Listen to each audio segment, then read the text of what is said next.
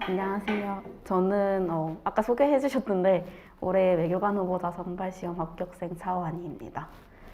앞서 시험에 대해서 개략적인 설명은 자세히 들으셨기 때문에 저는 좀 더 구체적으로 과목별로 준비 방법과 그리고 수험생 입장에서 수험 생활에 대해 간략히 말씀드리고자 합니다. 제가 썼던 수기에도 항상 들어가 있는 말이지만 일단 제가 오늘 드리는 설명은 당연히 저에게 맞는 방식이기 때문에 꼭 이 방법을 그대로 따르실 필요는 없고 그냥 한 가지 예시로 정도만 들어주셨으면 좋겠습니다. 혹시 들으시다가 궁금한 점이 있으시다면 마지막에 있는 Q&A 시간을 활용해 주셨으면 될 것 같습니다. 먼저 1차부터 설명하겠습니다.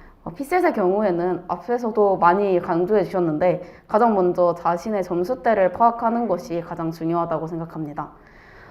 그거는 이제 자기가 어떻게 1차와 2차 학습 계획을 짜는데 도움이 되기 때문에 가장 먼저 약 2, 3개년 정도의 기출 문제는 풀어보셔야 된다고 생각하고 그 기출 문제를 풀어보시고 자신의 대략적인 점수대가 합격 컷에서 어느 정도 벗어나 있는지를 먼저 파악을 하신 다음에 그에 맞춰서 1차와 2차 학습 계획을 짜시면 될 것 같습니다.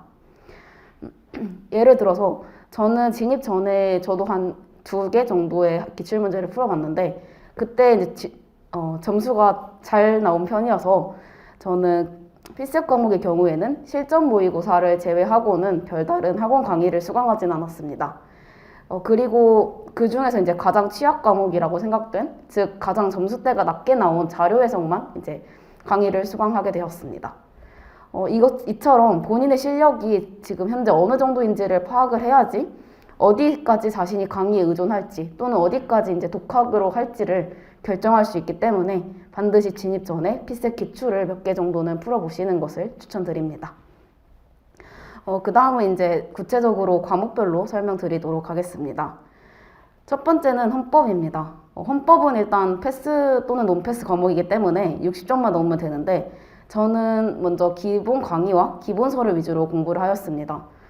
펜온페 과목이기 때문에 다른 피셋 세 과목 같이 그 정도의 시간을 투자할 필요는 없지만 정말 자칫하면 이제 논패가 나올 확률도 없진 않기 때문에 최소한의 기준은 넘길 수 있을 정도의 공부는 하셔야 된다고 생각을 합니다. 저는 헌법을 조금 좋아했어가지고 헌법에 조금 많은 시간을 투자하긴 했지만 그 정도까지 투자할 필요는 없을 것 같고 저는 피셋 과목을 풀다가 뭐 예를 들어서 이동 시간이나 혹은 식사가 나오기 전까지의 시간 같은 이런 자투리 시간을 활용을 해서 조문 암기와 선지 암기를 하시는 것이 좋다고 생각합니다. 그 다음에 두 번째로는 이제 피셋 세 과목에 대해 말씀드리도록 하겠습니다. 앞서 언급했듯이 저는 일단은 실전 모의고사와 자료 해석 기본 강의를 제외하고는 따로 강의를 수강하지 않았기 때문에 본격적으로 1차 시험 준비를 시작한 거는 1차 시험 직전에 있은 한 달 정도였다고 생각을 합니다. 하지만 그 전까지도 이제 피셋에 대한 어느 정도의 감은 유지해야 되기 때문에 스터디를 구성해서 일주일에 한 과목 정도씩 이제 문제를 풀긴 했습니다.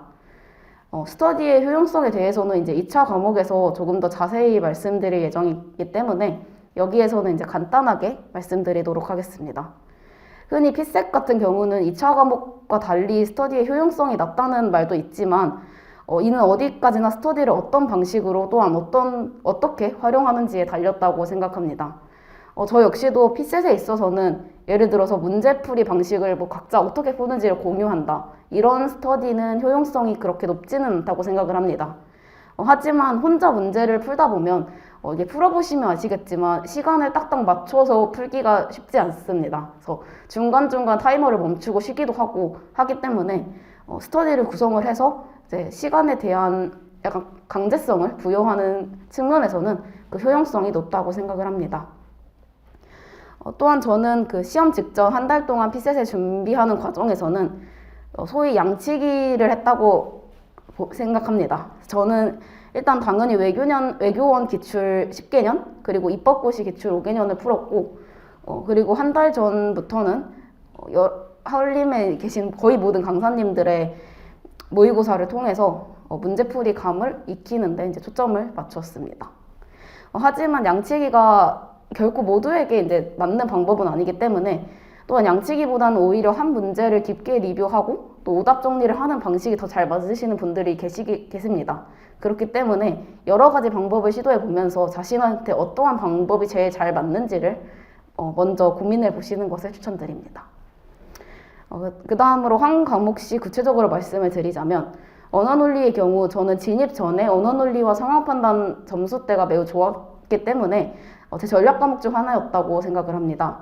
그래서 다른 과목에 비해서는 큰 투자를 하지 않았지만 언어논리 과목 중에서도 독해 문제 말고 논리 퀴즈 파트의 경우에는 이제 풀이법을 알지 못하면 풀기가 쉽지는 않습니다. 또 독해 문제 같은 경우에는 그냥 수능 국어 풀듯이 읽고 풀기만 하면 되지만 논리 퀴즈는 풀이 방법을 알아야 되기 때문에 이거 같은 경우에는 언어논리 강의 전체를 수강하지 않으시더라도 이런 퀴즈 문제만 다루는 특강이 분명히 있기 때문에 이러한 특강이나 혹은 관련 교재들을 통해서 풀이법을 취득하시는 것이 좋다고 생각합니다.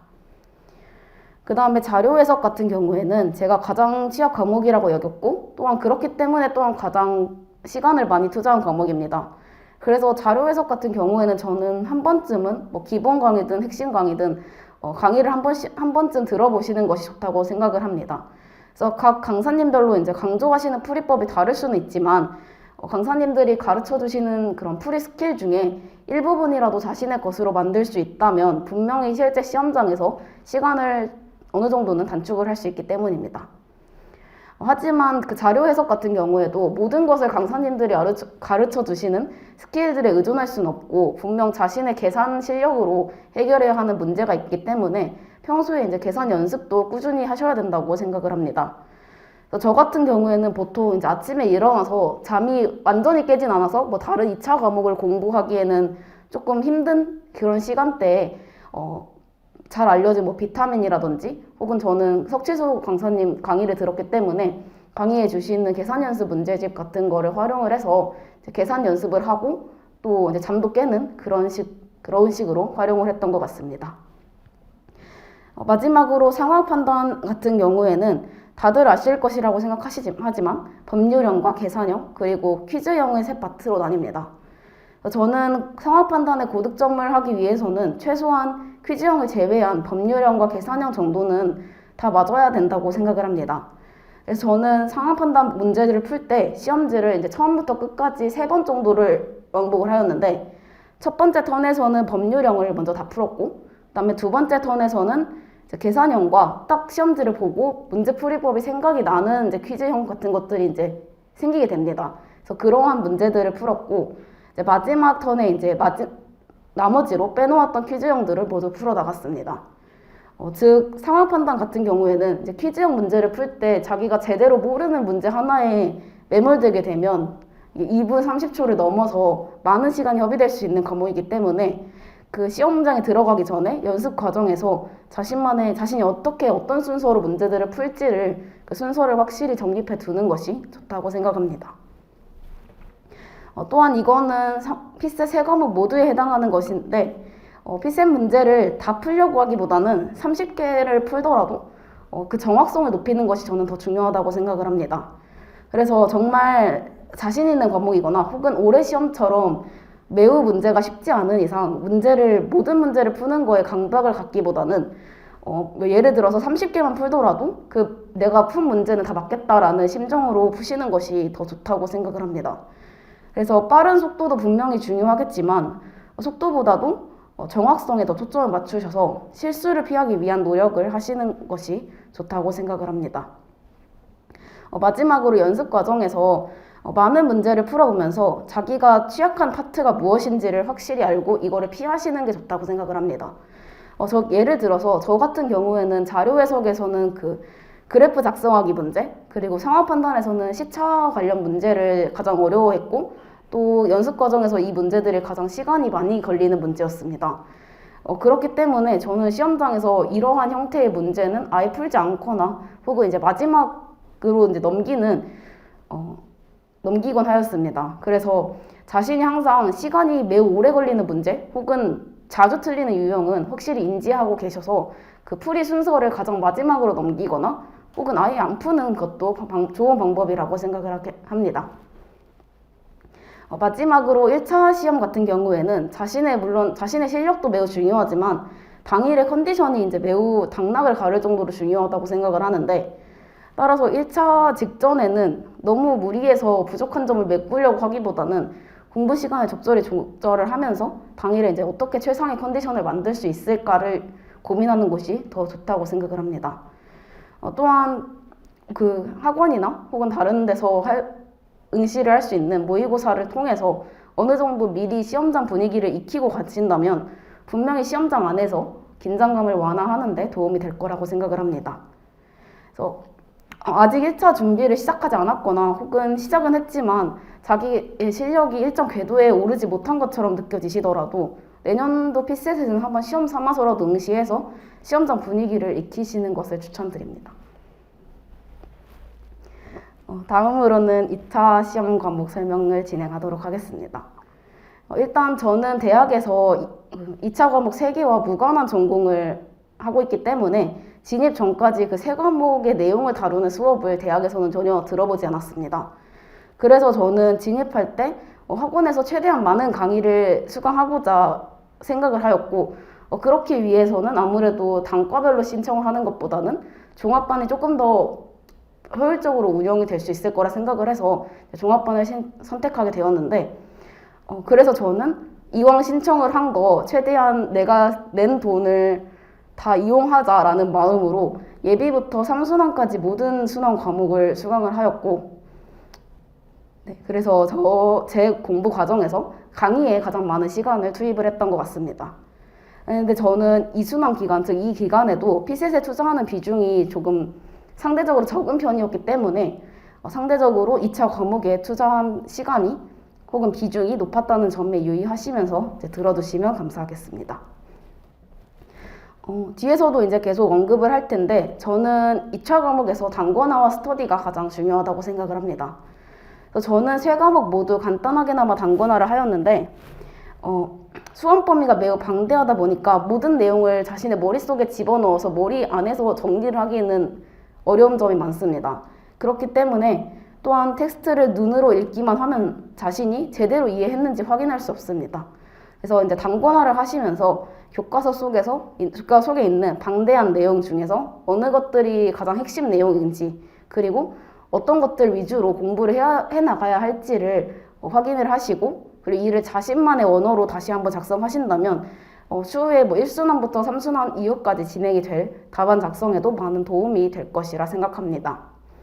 이는 뒤에 있을 각 과목별 설명에서 조금 더 자세히 말씀드리겠습니다. 가장 먼저 경제학입니다. 경제학의 경우 다른 국제정치학이나 국제법보다 저는 강의와 문제풀이의 효용이 가장 높은 과목이라고 생각을 합니다. 그래서 경제학 같은 경우에도 물론 당연히 교과서를 읽는 것도 매우 중요하지만 저는 예비부터 3순환까지 수업을 따라가고 또 복습 문제를 풀고 혹은 이제 조금 더 추가적인 문제를 푸는데도 이미 많은 시간이 소요되었기 때문에 현실적으로 시중에 있는 다른 교과서들을 정독할 시간이 많지 않았습니다. 그래서 저는 교과서를 정독하기보다는 발췌독을 하는 식으로 진행을 하였고, 따라서 지금 완전히 진입하시기 전에 지금 이 시기에 조금 쉬운 교과서들이 있기 때문에 그런 교과서들 위주로 찬찬히 한번 읽는 시간을 가지시는 것도 좋다고 생각을 합니다. 그래서 경제학은 기본적으로 수업을 충실히 따라가시면서 진도에 맞춰서 그 강사님이 말씀하시는 개념을 정확히 이해하고 또 복습 문제를 최소한 하루에 한두 문제라도 매일매일 푸는 것이 중요하다고 생각을 합니다. 즉 저는 경제학에서 최대한 많은 문제를 또한 다양한 문제를 접하는 것이 좋다고 생각을 합니다. 저는 계속해서 황종현 선생님 강의를 수강하였기 때문에 황종현 선생님께서 집필하신 연습책이라는 교재를 활용을 해서 공부를 하였습니다. 그래서 일단 저는 예비순환에서는 이론을 확실히 알고 가는데 조금 더 집중을 하였지만 1순환 이후부터는 본격적으로 문제풀이를 시작을 해서 다른 과목, 즉 국제정치학이나 국제법 강의가 진행되는 중간에도 경제학 문제를 매일매일 풀려고 하였습니다. 그래서 물론 내가 풀고 있는 모든 경제학 문제를 정확히 2차 과목 시험장에서 작성하는 그런 답안 형식으로 하면 가장 좋겠지만 현실적으로 그렇게 하려면 시간이 너무 많이 들고 다른 과목에 집중할 수가 없기 때문에 저는 모든 문제를 답안으로 작성할 필요는 없다고 생각을 하고 그보다는 그냥 최대한 많은 문제를 더 맞추는데 집중을 하겠다라는 생각을 하시면 더 좋을 것 같습니다. 그래서 정리를 하자면 우선 예비순환부터 1순환까지는 최대한 관련 개념들을 정확히 인지하고 넘어가시는데 초점을 맞춘 다음에 1순환 마무리쯤부터는 본인이 이해한 개념을 정확히 이해했는지를 실제 문제 풀이에 적용해 보면서 확인해 보시는 것이 좋다고 생각을 합니다. 경제학 과목에서 단권화 같은 경우는 저는 미거시와 이제 국제경제학을 나누어서 설명드리도록 하겠습니다. 저는 경제학 같은 경우는 다른 두 과목에 비해서는 본격적인 단권화를 하진 않았는데 하지만 이제 비교적 계산이 중요한 미시경제학보다는 거시는 이제 서술 형식으로 써야 되는 문제들이 간혹 많이 나오게 됩니다. 또한 국제경제학 같은 경우에는 매우 다양한 모형이 존재하고 또 모형마다 가정과 결론이 매우 천차만별이기 때문에 하나가 헷갈리면 문제풀이 방향이 전반적으로 달라지게 됩니다. 그래서 저는 국제경제학 같은 경우에는 예비순환 때 교과서 속 내용 그리고 강사님께서 중요하게 언급하시는 파트 위주로 간략하게 이제 서브노트를 제작을 하게 되었습니다. 하지만 미거시 같은 경우에는 따로 서브노트를 제작하기보다는 아까 말씀드린 연습책이라는 교재에 그 헷갈렸던 문제 그리고 시험 전날 혹은 시험 직전 일주일 전 같은 때에 다시 보면 좋을 것 같은 문제 그리고 내가 내 힘으로 써지지 않았던 서술형 문제들을 미리 체크를 해두고 시험 전날에 그 부분들을 다시 한번 보고 넘어가는 식으로 공부를 하였던 것 같습니다. 그래서 이것이 단권화 또는 서브노트라고 하기까지는 조금 부족한 점이 많을 수도 있긴 하지만 두 자료 모두 시험 전날에 마무리 용도로 쓰기에는 결코 부족한 점이 없었다고 생각을 하기 때문에 따라서 본인이 만약에 그 미시, 거시, 국제경제학 그리고 나머지 두 과목 모두에 서브노트를 제작하기에는 시간적으로 여유가 없다고 생각을 하시면 나머지 과목은 제가 했던 것처럼 문제집에 미리 전날에 볼 내용을 체크해두는 정도로만 하셔도 큰 무리는 없다고 생각을 하게 됩니다. 다음으로는 국제정치학에 대해서 설명드리도록 하겠습니다. 국제정치학은 경제학과 달리 강의와 문제풀이에만 전적으로 의존할 수는 없다고 생각을 합니다. 그래서 직접 흔히 필독서라고 말이 되는 여러 교과서들 그리고 이제 강사님들이 수업 중간중간 나눠주시는 논문들과 다른 기타 자료들을 꼼꼼하게 읽고 그것을 답안에 자신의 말로 나타낼 수 있도록 만드는 것이 가장 중요한 과목이라고 생각을 합니다. 하지만 그렇다고 해서 이제 국제정치학 강의를 아예 듣지 말아라라고 할 수는 없는 게 국제정치학이라는 과목이 많은 이론들과 외교사뿐만 아니라 최근에 강조되고 있는 다양한 이슈들까지도 이제 알아야 되기 때문에 공부할 내용이 상당히 방대한 과목이라고 할 수 있습니다. 그렇기 때문에 정확히 내가 어디서부터 어디까지를 공부해야 되고 이 시기에 어디에 초점을 맞추어서 공부해야 할지 제일 감이 안 잡히는 과목이기도 했습니다. 저한테는. 따라서 저는 이때 처음에 내가 진입을 했을 때 어느 파트를 위주로 공부할지 그리고 그 파트별로도 어느 부분이 핵심 파트인지를 결정할 때 수업에서 많이 도움을 받았던 것 같습니다. 그렇기 때문에 수업에서 강사님들이 다루시는 파트를 가장 중점적으로 공부를 하고 나머지 다루시지 않는 부분들을 조금 짜투리 시간을 활용해서 보충하는 식으로 하시면 좋다고 생각을 합니다. 하지만 이 시험이 한 번에 3과목 혹은 그 이상을 병행해야 되는 시험이다 보니까 만약에 충분한 시간이 없다고 느껴지신다면 무리하면서 강의를 다 따라가시기보다는 강의를 어느 정도 시간을 가지고 수강을 하시고 시간이 모자랄 때는 교과서에 조금 더 집중하는 것이 좋다고 생각을 합니다. 한편 국제정치학을 공부하는데도 가장 중요한 것은 단권화 그리고 답안 작성이라고 생각합니다. 저 역시도 2차 과목에서 가장 많은 답안을 써봤던 것이 국제정치학이었다고 할 수 있는데 국제정치학 같은 경우에는 다른 과목과 달리 시중에 일단 그 기출문제 해설이라는 게 거의 존재하지 않는 만큼 모범 답안이라고 하는 것이 존재하기 힘듭니다. 그리고 같은 문제를 풀더라도 그거를 누가 푸느냐에 따라서 다른 시각을 가지고 또한 다른 답변이 나올 수 있는 과목이기 때문에 다른 과목들보다 많은 첨삭을 받고 그리고 다양한 사람들의 답안지를 보는 것이 도움이 되었다고 생각을 합니다. 그래서 저는 각 순환 강의, 즉 1순환부터 3순환까지 진행되는 모의고사를 이제 최대한 활용하려고 노력을 하였는데, 학업 모의고사의 경우에는 보통 이제 지난 시간에 배운 내용을 가지고 시험을 출제하시기 때문에 내가 시험을 봤는데 써야 될 내용을 하나도 모르면 어떡하지라는 고민을 잘 하지 않게 합니다. 그래서 자기가 전날 수업에서 배운 내용을 잘 필기만 해놨다면 반절 정도는 쓸 수 있는 문제로 출제가 되기 때문에 어떻게 아는 내용을 채점자 친화적으로 더 작성을 할지, 즉 목차 구성과 서술 방식을 연습해 보는데 도움이 많이 되었던 것 같습니다. 특히 저는 국제정치학 답안 연습을 하기 위해서 스터디를 구성해서 적극적으로 활용을 하였는데, 계속 다양한 문제를 풀다 보면 본인이 이제 맨날 사용하는 문장, 그리고 이론 등을 알아갈 수 있고, 이러한 포인트들을 미리 생각해 둔다면 실제 시험을 볼 때 짧은 시간 내에 바로바로 써먹을 수 있는 재료들이 많아질 수 있다고 생각을 합니다.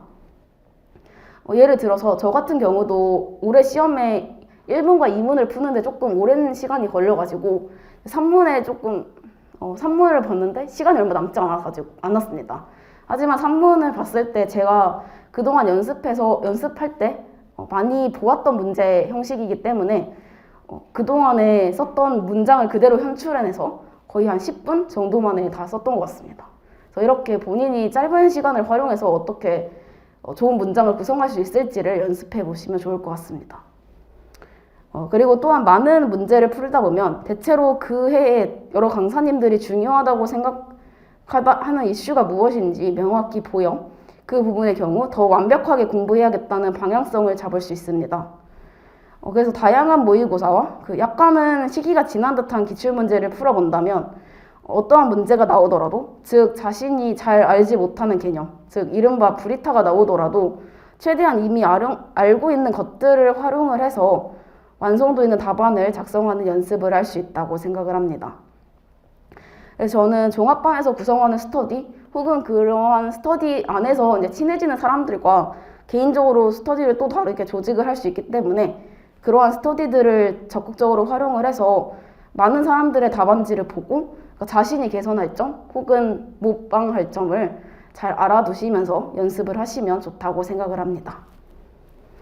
또한 국제정치학은 많은 이론과 외교사 그리고 다양한 이슈들을 모두 알아야 되는 과목이니만큼 공부할 양이 매우 많습니다. 그래서 저는 비전공자였기 때문에 처음 공부를 시작할 때 새롭게 알게 된 개념들이 너무 많아서 암기하는데 매우 어려웠는데, 그래서 저는 간단하게나마라도 이제 단권화 자료를 만드시는 것을 추천을 드립니다. 저는 국제정치학과 국제법 모두 이제 키워드 중심으로 그냥 정말 요약하는 것이 아니라 교과서 속 문장들을 옮겨놓고 다양한 교과서를 한 책으로 이제 통합을 한다라는 식으로 단권화 작업을 진행을 하였습니다. 그래서 제가 이렇게 했던 이유는 만약에 키워드만 이제 나열을 해놓고 그것만 외우게 된다면 답안을 실제로 작성할 때 잘못된 방향으로 이용하게 될 수도 있고, 그 다음에 답안을 작성할 때 교수님들이 교과서 속에 써놓으신 문장을 직접적으로 이제 인용을 하면 보다 정제된 답안이 될 수 있기 때문에 웬만하면 이제 문장을 그대로 옮기고 그것을 암기하는 것이 더 좋다고 생각을 합니다. 그래서 저는 단권화 같은 경우에는 빨리 시작하면 빨리 시작할수록 좋다라고 생각을 합니다. 그래서 간혹 다른 분들의 경우 예를 들어서 3순환까지는 듣고 시작을 해야 된다 혹은 3순환 시기부터 시작을 한다라는 말도 있지만, 저는 1순환 시기부터 단권화 작업을 시작을 해서 2순환이 끝나기 전에 이제 완성을 하였고 3순환과 기후 이후에는 조금 이제 부족한 점을 메꾸고 외우는 식으로 이제 진행을 하였습니다. 그래서 저는 일단 미리 완성을 해놓고 이제 뒤에는 외우는데 조금 더 집중을 하는 것이 좋다고 생각을 하는 게, 3순환을 들어가시 보시면 아시겠지만 매일 시험이 있고 또 할 게 많다 보니까 단권화까지 할 정신적인 여유가 없습니다. 그렇기 때문에 3순환이 시작되기 전까지는 저는 어느 정도의 단권화는 이제 완성이 되어야 된다고 생각을 합니다. 하지만 너무 늦은 단권화를 하는데 너무 시간적 여유가 없다라고 한다면 최소한 저는 외교사 연표 정도는 만드는 것을 추천을 드립니다. 그래서 외교사는 이제 책 2권이 있는데 그 2권 다 매우 두껍고 또 매우 방대한 양을 다루고 있으며, 또한 그 교과서 안에서 완벽히 시간 흐름 순서대로 되어 있지는 않습니다. 그렇기 때문에 본인이 직접 교과서를 읽고 시간 순서대로 정리를 하시면서 그거의 원인 그리고 결과를 충분히 암기를 하시는 것이 좋다고 생각을 합니다. 그 다음으로는 국제법입니다. 그래서 대부분 학교에서 이제 국제법 강의를 들어보신 분이 많지는 않으실 거고, 또 법의 경우에는 교과서 속 내용이 모두 통설이 아니라 그냥 소수학파의 말도 많습니다. 그리고 이제 교과서가 매년 개정이 되는 것이 아니기 때문에 그 사이에 이제 바뀐 판례가 있을 수도 있기 때문에 이제 강의에서 어떤 것이 통설이고 또 이 판례는 어떻게 바뀌었는지를 많이 도움을 받으실 수 있을 것 같습니다. 그래서 처음 이 시험에 진입을 하실 때 만약에 자신이 비전공자라면 한 번쯤은 학원 강의를 이제 수강을 해서 통설과 통설이 아닌 것, 그리고 어떤 파트는 어떤 책을 봐야 되는지 등을 체계를 잡는 것이 좋다고 생각을 합니다. 그래서 국제법 역시 저는 그 필독서라고 이제 여겨지는 그 김대승 교수님과 정인석 교수님의 교과서 위주로 공부를 하였는데, 물론 그 강사님들께서 정리해 두신 책도 있지만 저는 일단 처음 진입해서 공부를 할 때는 교과서 위주로 하시는 것이 좋다고 생각을 합니다. 강사 교재라는 것이 어차피 이제 교과서를 정리해 둔 거고 또 거기다가 조금 더 부차적인 것을 추가한 것이기 때문에 이게 도움이 될 수는 있지만 이제 교과서와 문장이 달라지고 또 순서가 바뀌게 된다 보면 간혹 이제 이해가 안 될 수도 있긴 합니다. 그래서 저는 아예 이제 강사 교재에만 의존을 하고 교과서를 아예 보지 않는 것은 조금 지양을 하셔야 된다고 생각을 합니다. 저는 국제법 같은 경우에는 복습을 매우 중요시했습니다. 그래서 아까 커리큘럼 말씀해 주실 때 이제 세 타임이 있다고 하셨는데, 보통 국제법의 경우에는 저녁 강의가 많았기 때문에 저는 그 다음날 아침에 이제 그 전날 저녁에 진도나가 부분을 복습을 하면서 그 두 가지 교과서, 앞에 말씀드렸던 두 가지 교과서와 저는 안진호 선생님 강의를 들었기 때문에 안진호 선생님께서 수업 때 나누어 주신 추가적인 자료까지 해서 세 가지 자료를 모두 이제 단권화 정리를 하는데 집중을 하였습니다.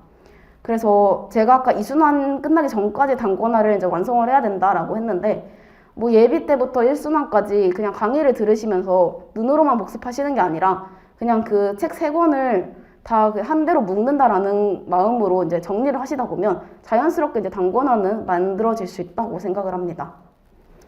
그렇기 때문에 최대한 이제 강의와 단권화를 한 기간 내에 끝낼 수 있도록 효율적으로 운영하는 것이 좋다고 생각을 합니다.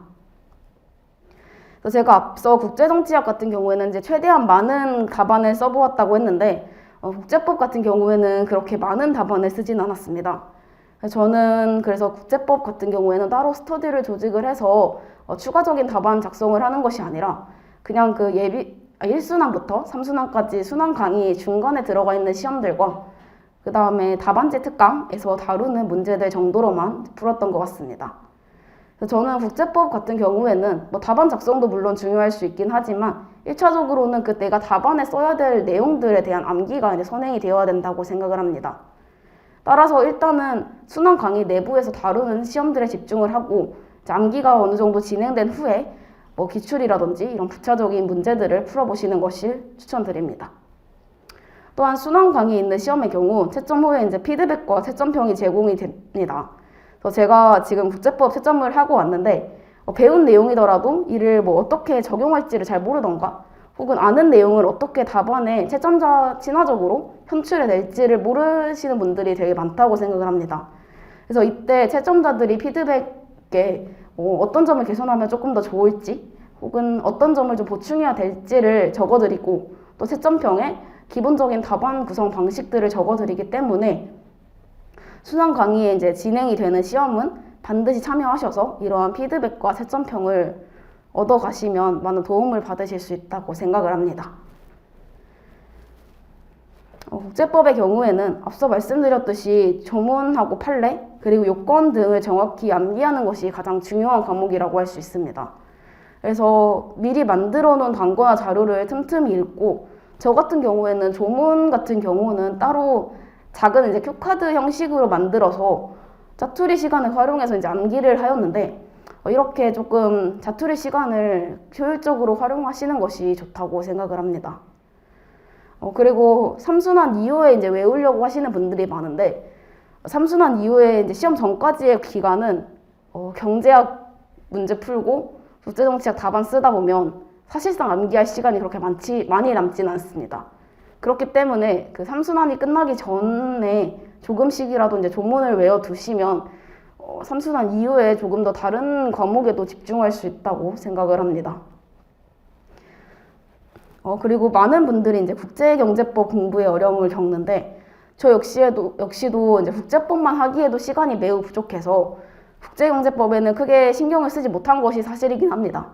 하지만 올해의 경우와 같이 국제경제법 역시 통합논술에는 출제가 될 가능성이 분명히 존재하기 때문에 국제경제법 특강 같은 것들이 매우 많이 열리기 때문에 그런 특강을 통해서 간단하게 볼 수 있는 자료를 만들어 둔다면 시험 전날에 그거를 간단하게 보면 저는 충분히 그 정도로도 현재로서는 도움이 될 수 있을 거라고 생각을 합니다. 그래서 피셋 경제 같은 다른 과목 준비로 바쁘지 않은 시기에 미리 강의를 듣고 미리 어느 정도 정리를 해두시면 더 좋을 것 같다고 생각을 합니다. 마지막으로 통합논술 같은 경우에는 애초에 통합논술이라는 그 과목을 가지고 따로 진행되는 강의가 많지 않기도 하고 특별히 준비할 방법이 없는 것도 사실이긴 합니다. 그래서 저 역시도 이 통합논술을 따로 준비를 한다기보다는 다른 세 과목을 공부를 할 때 이거는 통합논술에서도 출제될 만한데? 라는 식으로 체크해 두는 정도로만 하였던 것 같습니다. 그리고 답안 작성 역시 뭐 따로 특강을 듣다기보다는 지난 5년 정도의 기출문제를 스터디를 구성해서 이제 풀어보고 다른 사람들과 답안지를 비교를 하면서 어떻게 하면 조금 더 좋은 답안이 될 수 있을지를 비교하는 정도로만 했던 것 같습니다. 이렇게 특별한 공부 방법은 없지만 저는 이 통합논술을 처음에 이제 풀어볼 때 다른 과목과 달리 이제 제시문이 있기 때문에 아무래도 시간을 조절하는 게 매우 어려웠다고 생각을 합니다. 그래서 이제 시간 조절하는 방법 등을 익히는 데는 기출 문제를 여러 번 풀어보시면서 제시문을 읽는데 20분을 쓰겠다 이런 식으로 자신만의 기준을 만들어 두시면 도움이 많이 될 거라고 생각을 합니다. 그래서 다음으로는 그래서 이 시기, 즉 2차 과목 예비순환이 시작되기 전에는 도대체 무엇을 해야 될지가 전 가장 고민이라고 생각을 하는데 저는 지금 처음 진입을 고려하고 계신 상태라면 일단 내년 3월에 있을 피셋 준비가 가장 최우선이라고 생각을 합니다. 그래서 앞에도 계속 말씀드렸듯이 기출을 먼저 풀어보신 다음에 자신의 점수대가 지금 어느 정도의 위치에 있는지를 확인을 하시고 내가 그러면 인강으로라도 수강을 해야 될 과목과 혹은 독학으로도 충분히 커버가 될 수 있겠다라고 생각하는 과목을 확실히 구분을 하시고 피셋 강의를 들으시면서 기초를 다지시는 데 집중하는 것을 추천드립니다. 그리고 2차 과목 수업이 시작된 후에는 사실상 1차에만 매진할 수 있는 시기가 많지 않습니다. 그래서 이 시기를 최대한 활용을 하셔서 조금 더 피셋 기초를 다지시는데 효과적으로 활용을 하시면 좋을 것 같습니다. 근데 만약에 이제 내가 피셋 기출을 풀어봤는데 너무 안정권이다 혹은 너무 피셋형 인간이다 라고 한다면 경제학 교과서를 읽으시는 것도 좋다고 생각을 합니다. 아까 앞서 말씀드렸듯이 이제 본격적으로 강의가 시작되다 보면 아무래도 강의를 따라가는데 벅차서 교과서를 정독할 시간적 여유가 없기 때문에 미리 이 시기에 한 번이라도 훑어보고 가신다면 이후에는 이제 많은 시간적으로 도움이 될 거라고 생각을 합니다. 거의 그렇지는 않을 것 같지만 만약에 경제학 교과서까지 읽었는데도 시간이 남는다 라고 하신다면 외교사 책을 읽는 것을 추천을 드립니다. 그래서 외교사 책이 아무래도 매우 두껍습니다. 그러니까 두 권 다 1000페이지가 넘거나 1000페이지 금방이기 때문에 매우 두껍고 한 번 읽는다고 해서 그 외교사의 많은 방대한 분량이 내 머릿속에 그대로 들어오는 것이 아니기 때문에 여러 번 읽어야 합니다. 그래서 2차 강의가 진행되고 있는 가운데 이렇게 두꺼운 책들을 읽고 정리를 하기에는 매우 어렵기 때문에 미리 이 시기에 한번 읽어두면서 이거는 중요할 것 같다, 나중에 한번 다시 읽어야지 이런 부분들을 체크해 두신다면 이후에 시간적으로 이제 많은 도움이 될 수 있을 거라고 생각합니다. 그래서 제 설명은 이로써 마치도록 하고 혹시 질문이 있으시다면 지금 해주시면 간단히 받도록 하겠습니다.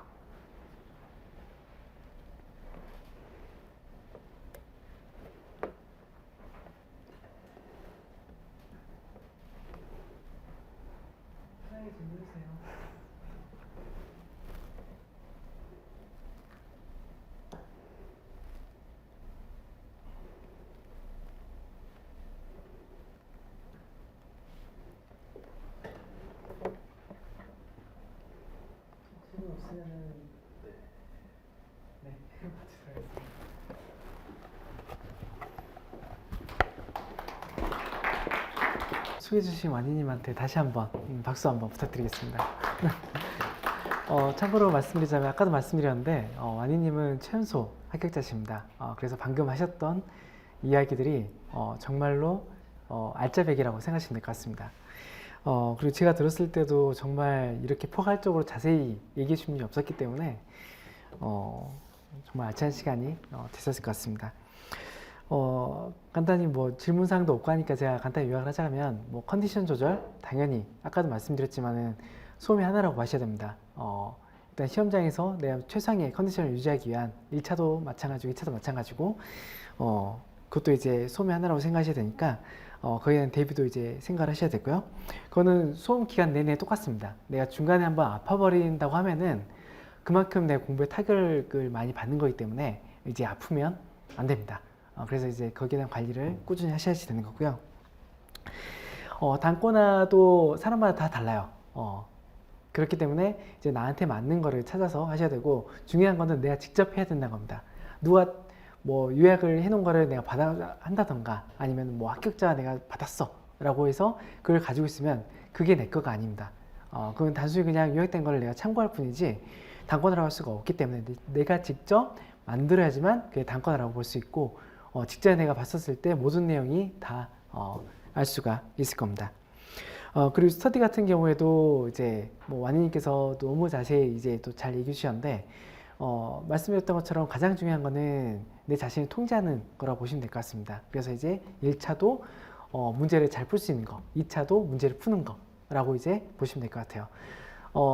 거기서 이제 토론할 수도 있고 하는데, 토론할 때는 재밌을 수 있어요. 하지만 이미 다 나왔던 내용일 거고, 시간적으로는 사실 효율적으로 쓸 수 있는 방법이 아니라고 보기 때문에 이제 문제풀이 위주로 진행하시면 될 것 같습니다. 짜투리 시간도 말씀하셨는데 당연히 짜투리 시간 활용해야죠. 우리는 시간이 없어요. 항상 부족할 거예요. 그래서 그 시간을 잘 활용한 사람이 빨리 붙을 수 있게 될 겁니다. 그리고 이제 눈으로만 복습하면 안 된다고 했는데, 눈으로만 복습하면 안 되는 게, 내가 안다고 생각되는 게 아는 게 아니에요. 내가 표현할 수 있어야지 아는 거죠. 그래서 이제 아까 말씀드렸던 답안 작성 같은 거, 또 이제 내가 표현을 하는 거기 때문에 그런 식으로 이제 복습을 하셔야지 될 겁니다. 너무 또 자세히 잘 설명해 주셔가지고 더 이상 제가 덧붙일 것도 없을 것 같고요. 오늘 긴 시간 참여해 주셔서 너무 감사드립니다. 내년에는 이 자리에, 내후년에는 이 자리에 여러분들이 있어서 합격자로서 설명회를 진행했으면 좋겠습니다. 모두 참여해 주셔서 감사합니다.